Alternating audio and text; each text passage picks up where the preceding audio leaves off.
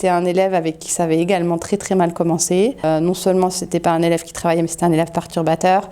Il rentrait avec ses écouteurs et puis on lui demandait de l'enlever et puis il les remettait.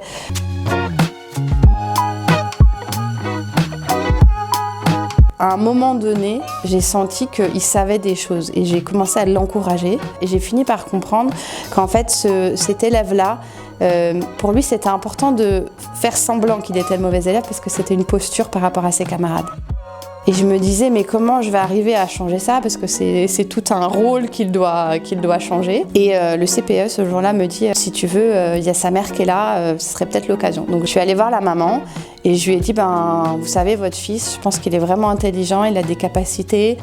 Mais des fois, il n'a pas forcément envie de se mettre au travail et je trouve ça dommage parce que c'est un potentiel qui est gâché. Et le cours d'après, c'était un cours où j'ai reçu une visite de la chargée de mission de l'Académie de Créteil, donc pour une visite conseil. Et en fait, c'était magique parce que c'était mon élève qui était le plus participatif. Il a insufflé en fait une énergie, un dynamisme dans la classe qui était assez incroyable. Même la professeure adjointe était assez bluffée, surprise même parce que c'est un élève qu'elle n'avait pas vraiment vu sous cette lumière-là. Malheureusement, cet élève-là n'est pas toujours présent dans mes cours. C'est un élève qui est assez absentéiste. Pour autant, à chaque fois qu'il vient, je le valorise et à la fin du cours, je lui dis « je peux compter sur vous la prochaine fois ».